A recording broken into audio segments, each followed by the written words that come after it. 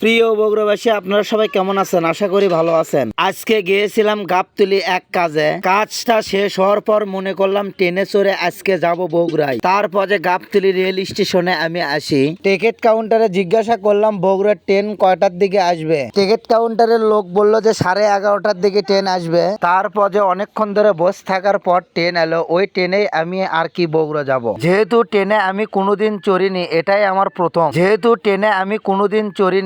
আমার প্রথম। তারপরে আমি ট্রেনে চড়ি। ট্রেনে আমি সিট পাই না। ট্রেনের ভেতর অনেক লোক দাঁড়িয়ে আছে, আমিও দাঁড়িয়ে আছি। ট্রেনের ভেতর অনেক লোক। ট্রেন না হয়ে যদি বাস হতো তাহলে চাকা ফেটে যেত, এত লোকের চাপ। যার কারণে আমি চলে আসছি দরজার কাছে এসে দাঁড়িয়ে থেকে আমাকে খুবই ভালো লাগতেছে। প্রথম চড়া, যার কারণে আমি মজা পাচ্ছি।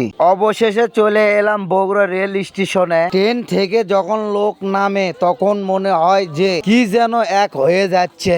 লোক ওঠার জন্য কিন্তু ব্যস্ত হয়ে পড়েছে। সবাই ভালো থাকবেন।